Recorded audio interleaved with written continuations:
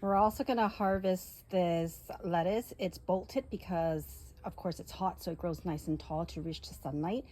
And we're just going to take the lettuce and use this part. My favorite part of these Chinese lettuce is that, let me just show you how large these leaves are. And they're great and lettuce wraps. So very leafy, very thin, very crunchy, and you just kind of put your meat or your noodles, whatever you want in it, egg, and then you wrap it up like a lettuce wrap. So these are my favorite type of lettuce when I'm making my lettuce wraps. We're just gonna cut the whole thing down because it's already grown and given us lots of leaves, and it's just ready kind of to go.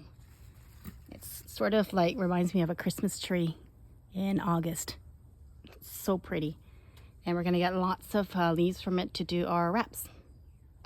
So once you've cut this and you've noticed the stem here, it's very thick, and actually the stem is really crispy and crunchy when you stir fry it. So what I'm gonna do is I'm also gonna stir fry the stem, packed with good stuff, and it's crunchy and sweet. You're just gonna have to remove the outer layer, and then we're ready to stir fry it.